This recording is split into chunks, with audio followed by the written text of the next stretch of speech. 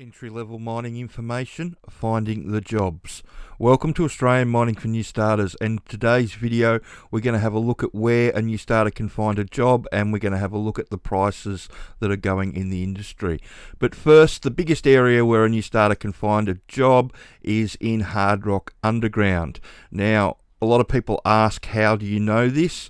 Well, in mining, the secret to finding out where the jobs are or where employers need to hire new starters is to have a look at where the money's going up.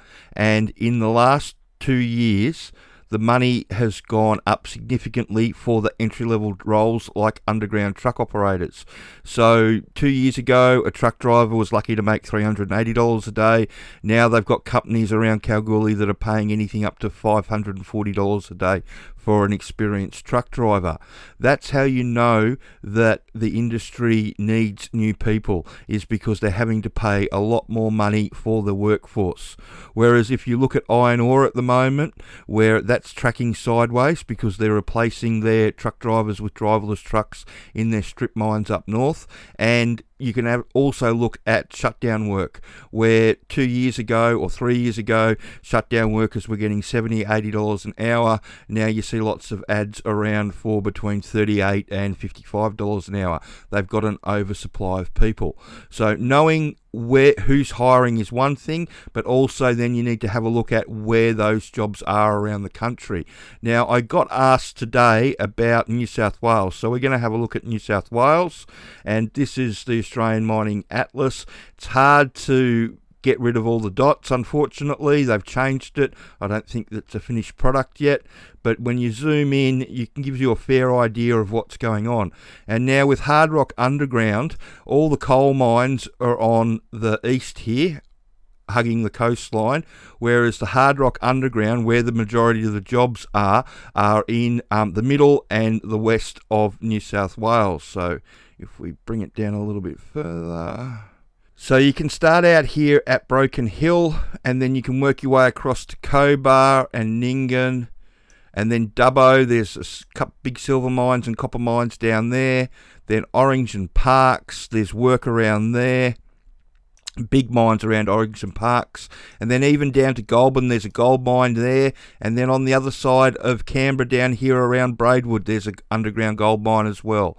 Cowra's got a great big open pit mine that's going underground at the moment. That's going to be a long mine life. So there's lots of work around, and the mines that you've got in New South Wales, they tend to be long life mines. So the Newcrest mine, Cadia, outside of Orange, that's supposed to be 50 years plus. The Parks mine's been going for as long as I've been in mining, and everything that I read about that's got another 20 years into it.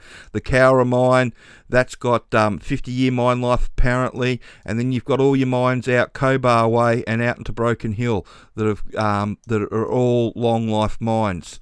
So there's lots of work around in New South Wales, and if we zoom out, then there's lots of work in the north of Queensland as well, around Mount Isa and up Charters Towers way. That's flying fly out of Brisbane, a lot of that, or the Gold Coast. And then South Australia's got their really big mines in the centre. So the Oz Minerals has got Prominent Hill and a couple of other big mines, and then there's Olympic Dam that's in the centre there.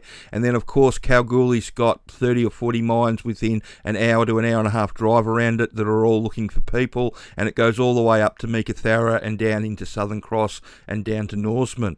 So there's lots of work around the country, but you've just got to follow the advice that we give on the channel, is that you've got to go where the employers are hiring new starters, and you've got to give them what they want. Now with hard rock underground, what they want is someone that knows how their mine works. So if you have a look at the sponsors training, the DIY package, it's got everything that you need to know about how the mine works and what you're going to have to do as a nipper, a truck driver, or a member of service crew.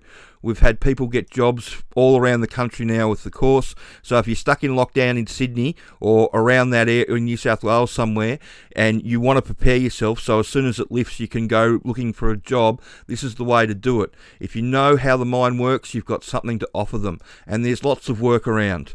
Everybody's looking for people. Prybar have got lots of stuff in New South Wales. It's just There's work all over the country, and all they're looking for is somebody that knows the rules around their mine, knows what terms are used in the mine and what's going to be expected of them. That's a really big thing for the mine employers at the moment, because unfortunately they go through a lot of people. So let's start and have a look at the prices.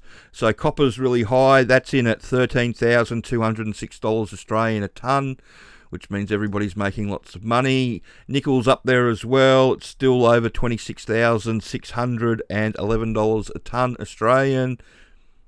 Gold is up a little bit. It had a bad day on Friday, but before that, it's on that high side of the 24.50 that we've been seeing. So it's 24.69.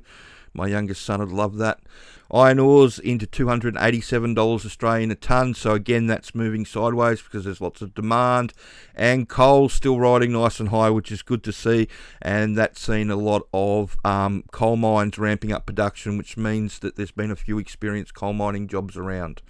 But if you want to get into the industry, the best place to look at the moment is at Hard Rock Underground or Exploration. And Hard Rock Underground, there's a pathway in. If you can show the employer that you know how their mine works, teaching you how to drive the truck doesn't take very long, as you've got a manual license. That's all they're worried about.